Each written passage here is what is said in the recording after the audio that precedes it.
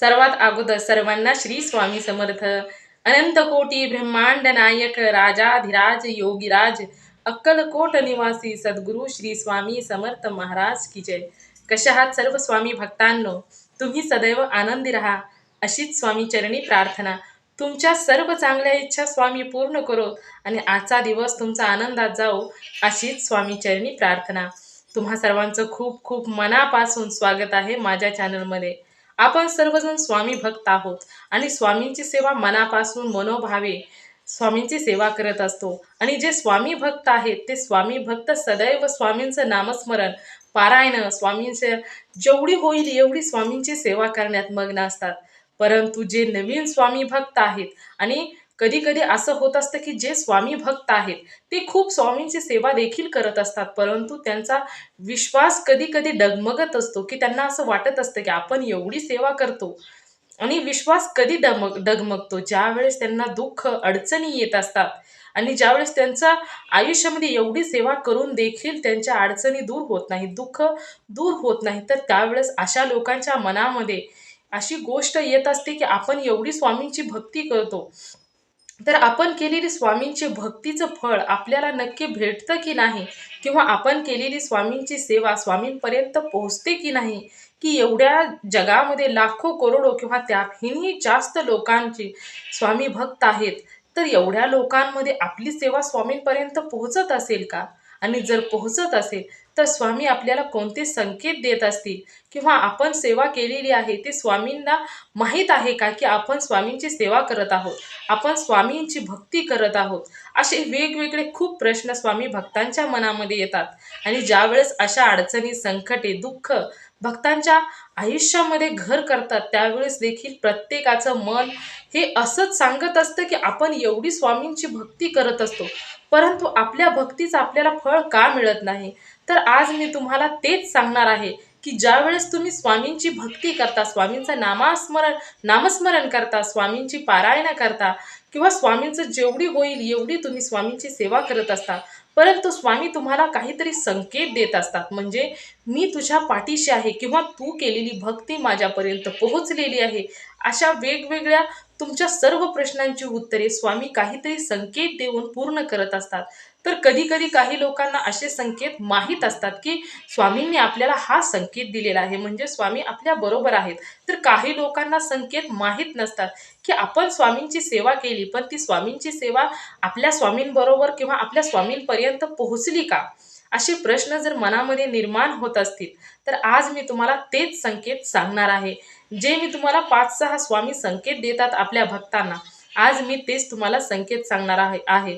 परंतु त्या अगोदर स्वामी हे ब्रह्मांडाचे नायक आहेत, त्यामुळे तुम्ही स्वतः ब्रह्मांडाच्या नायकांचे भक्त झाला आहात. म्हणजे संपूर्ण ब्रह्मांडाचे चालक मालक पालक सर्व काही स्वामीच आहेत आणि त्यांचे तुम्ही भक्त आहात. म्हणजे खरोखरच तुम्ही खूप भाग्यवान आहात की तुम्ही स्वामींचे भक्त आहात, या जगाच्या स्वामींचे भक्त आहात.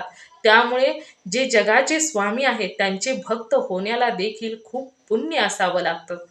त्यामुळे तुम्ही सर्वात प्रथम हे जाणून घ्यायचं आहे की तुमचा पुण्याचा साठा भरपूर असल्यामुळे तुम्ही स्वामी भक्त झाला.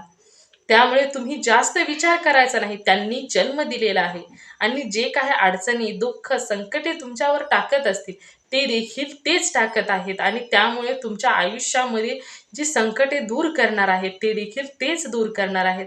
त्यामुळे सर्व काही त्यांचंच आहे, त्यामुळे सर्व काही तुम्ही त्यांच्यावरच सोपवायचं आहे आणि निवांत राहायचं आहे. तर मी तुम्हाला आता ते संकेत सांगणार आहे की जे संकेत स्वामी आपल्या भक्तांना देत असतात. ज्यावेळेस स्वामी आपल्या भक्तांना हे संकेत देतात, तर हे सर्वच संकेत मी जे आता तुम्हाला 5-6 संकेत सांगणार आहे ते सर्वच संकेत तुमच्या आयुष्यामध्ये घडावेत असं काहीही नाही.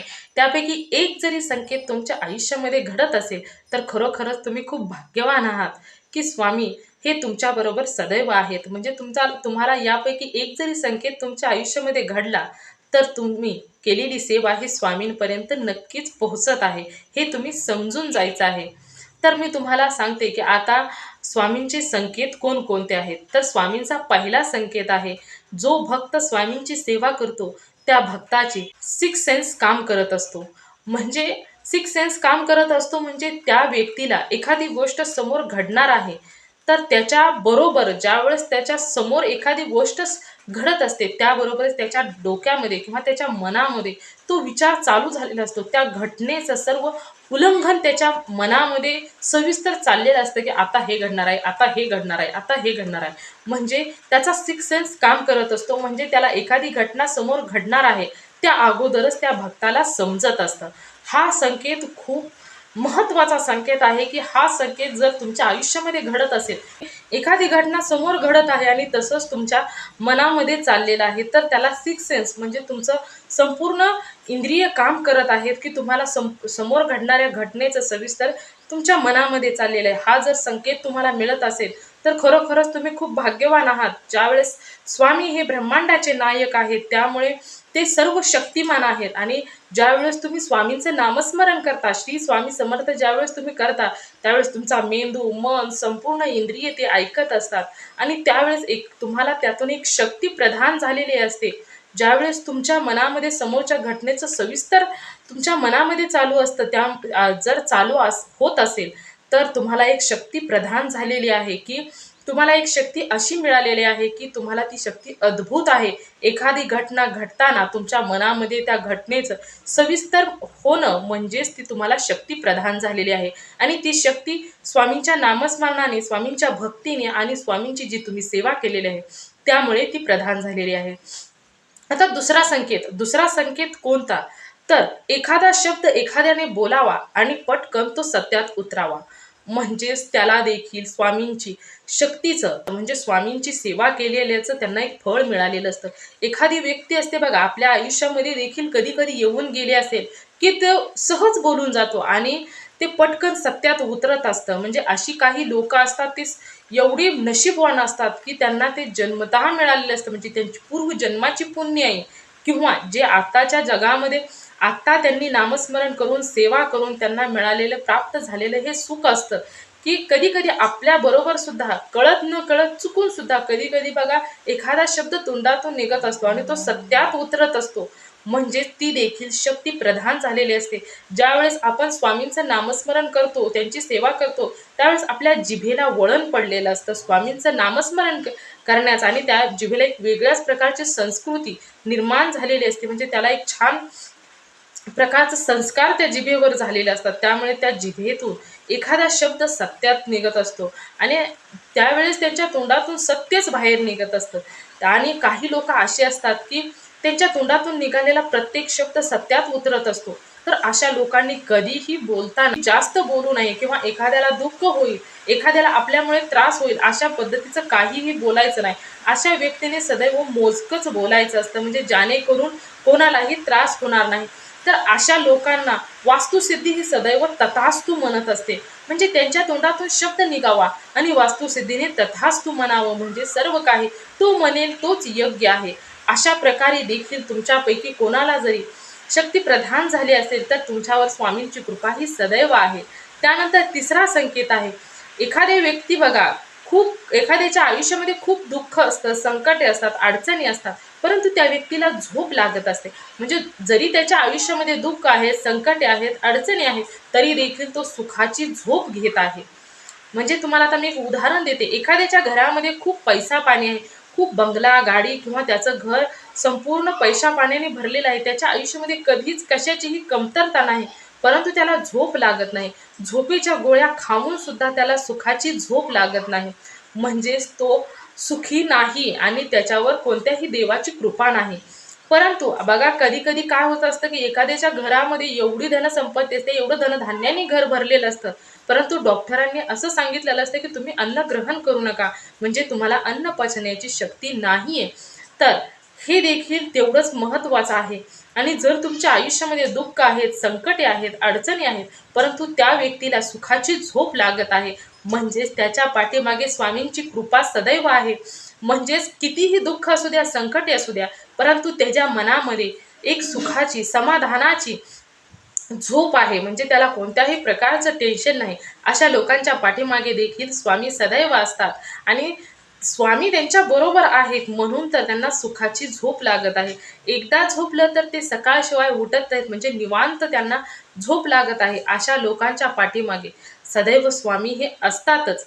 आता चौथा संकेत कोणता आहे, तर बघा एखाद्याच्या स्वप्नामध्ये ज्यावेळेस पहाटे पहाटे ज्यावेळेस, जास्त करून पहाटे पहाटे ज्यावेळेस स्वप्न पडतं, त्यावेळेस स्वप्नामध्ये साप येणं किंवा कुत्रा येणं, गाय येणे. कधी कधी पहा एखाद्याच्या स्वप्नामध्ये गाय येत असते, एखाद्याच्या स्वप्नामध्ये कुत्रा येत असतो, किंवा एखाद्याच्या स्वप्नामध्ये मंदिर येत असतं, किंवा मंदिरची घंटा किंवा मंदिरचा पता, किंवा एखादा देव स्वप्नामध्ये येणं, किंवा तुम्ही एखाद्या मंदिरामध्ये प्रवेश करत आहात, किंवा तुम्ही एखाद्या देवाचं नामस्मरण करत आहात, म्हणजे माळ येणं, किंवा तुम्ही देवाला नमस्कार करत आहात, त्याबरोबरच नारळ येणं, अगरबत्तीचा वास येणं, हे देखील खूप महत्त्वाचे संकेत आहेत.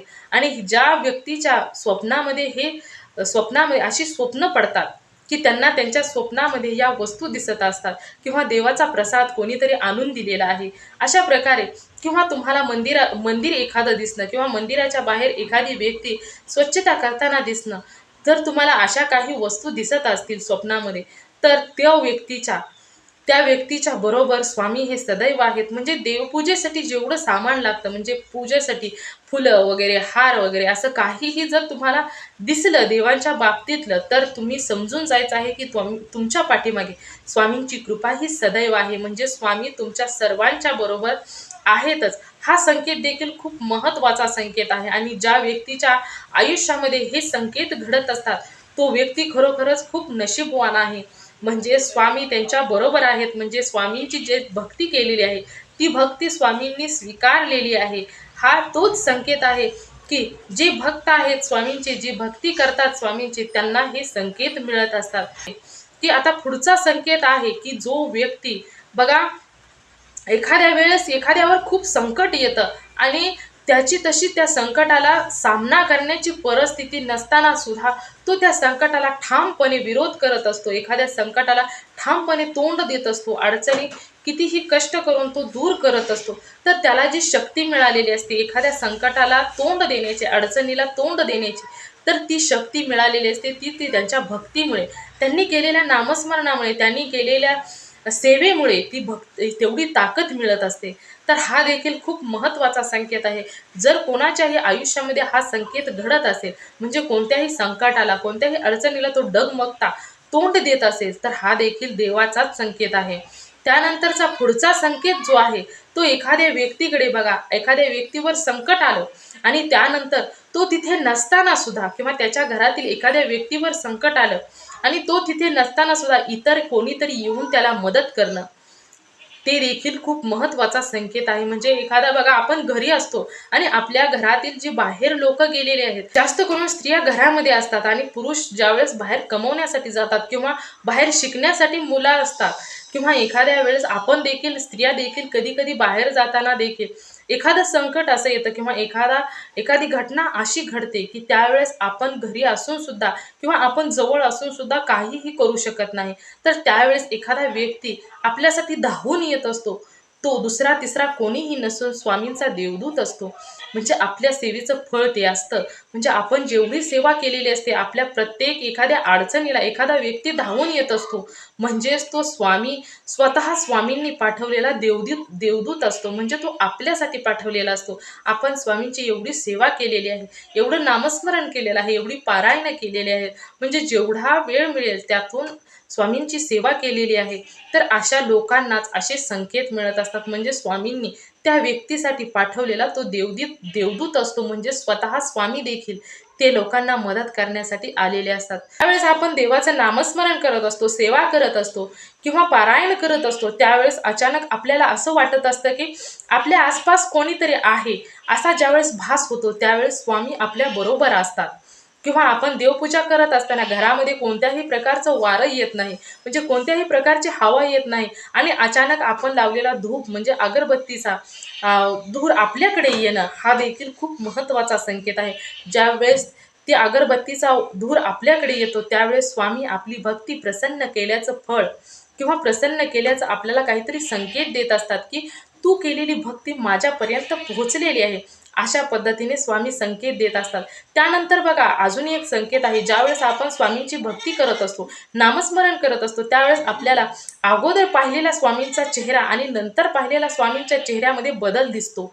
कधी कधी एखाद्याला त्या स्वामींच्या चेहऱ्यामध्ये सतत बदल जाणवत असतात, की कधी हसलेले, कधी रागवलेले, कधी रुसलेले किंवा कधी खूप खुश असलेले, अशा प्रकारचे ज्यावेळेस संकेत येतात, दिसतात, त्यावेळेस देखील स्वामी तुमच्याशी सदैव किंवा तुमच्या बरोबर सदैव आहेत, हा देखील खूप महत्त्वाचा संकेत आहे. म्हणजे स्वामी त्याच लोकांना असे संकेत देत असतात जे स्वामींच्या जवळ असतात.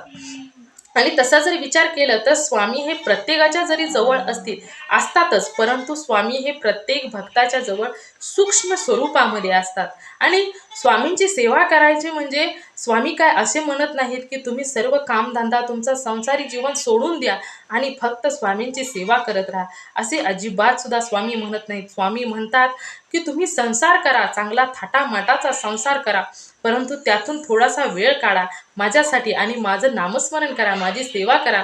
आणि स्वामींचा फोटो किंवा स्वामींची मूर्ती ज्यावेळेस तुम्ही पाहता त्यावेळेस त्यातून ज्यावेळेस स्वामींच्या फोटोवर बघा, प्रत्येक फोटोवर लिहिलेलं असतं की भिवू नकोस, मी तुझ्या पाठीशी आहे. तर स्वामी खरोखरच त्या भक्ताच्या सदैव पाठीशी असतात. ज्यावेळेस त्याला हे शब्द दिसतात, त्या भक्ताच्या सदैव स्वामी हे पाठीशी असतात. किंवा बघा तुम्ही स्वामींची खूप सेवा करत असता आणि तुमच्या निरंजनमध्ये वेगवेगळ्या प्रकारचे म्हणजे फूल होणं, चंद्राची कोर होणं किंवा हार्ट शेप म्हणजे बदाम होणं, असे वेगवेगळे चिन्ह जरी बनायला लागले तरी देखील तुम्ही केलेली सेवा स्वामींपर्यंत पोहोचलेली आहे हे तुम्ही लगेचच समजून जायचं आहे. म्हणजे असे खूप संकेत आहेत की तुम्हाला ते स्वामी कोणत्या ना कोणत्या रूपामध्ये देत आहेत की मी तुझ्या बरोबर आहे, तू भिवू नकोस, मी तुझ्या सदैव बरोबर आहे, असे स्वामी संकेत देत असतात. आणि या संकेतामार्फत आपल्याला ते पोहोचवत असतात की मी तुझ्या पाठीशी आहे. फक्त फक्त संकेत आपल्याला समजणं गरजेचं आहे. ज्यावेळेस हे संकेत तुम्हाला समजतील त्यावेळेस तुम्ही सर्वात प्रथम तुम्ही खरोखरच खूप भाग्यवान आहात की तुम्हाला हे संकेत मिळालेले आहेत. आणि जर हे संपूर्ण संकेत तुम्हाला भेटले असतील तर तुम्ही खरोखरच स्वामींच्या एवढे जवळ आहात की तुम्ही स्वामींच्या काळजाशी मिळालेले आहात.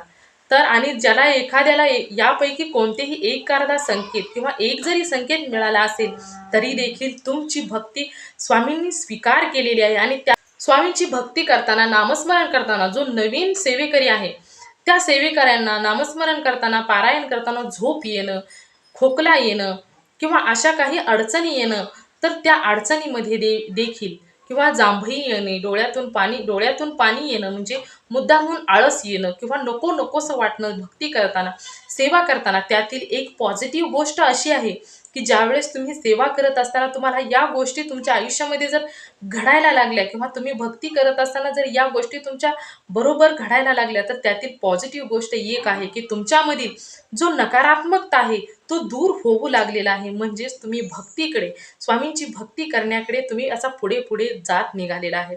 म्हणजे तुम्ही संपूर्णपणे स्वामींच्या जवळ पोहोचत आहात.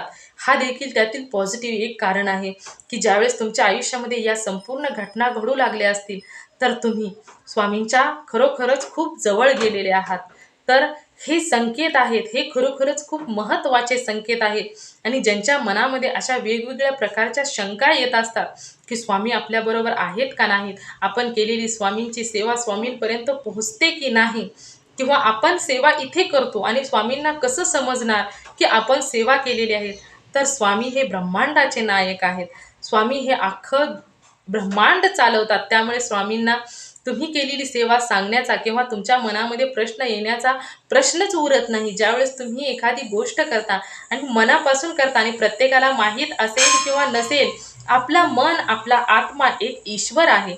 त्यामुळे ईश्वर हे प्रत्येकापर्यंत, आपल्या जरी आत्म्याला जरी नुसतं समजलं तरी आपल्या ईश्वरापर्यंत, आपल्या स्वामींपर्यंत हे नक्कीच समजणार आहे. त्यामुळे एवढीच संकेत तुम्हाला सांगायची होती की ही जी संकेत आहेत जर तुमच्या आयुष्यामध्ये घडत असतील तर सर्वात प्रथम तुम्हा सर्वांचं अभिनंदन की तुम्ही स्वामींचे खरोखरच खूप जवळ गेलेले आहात. तर तुम्ही सर्वांनी मिळून माझा व्हिडिओ शेवटपर्यंत ऐकला त्याबद्दल मी मनापासून तुमची आभारी आहे. श्री स्वामी समर्थ. जय जय स्वामी समर्थ.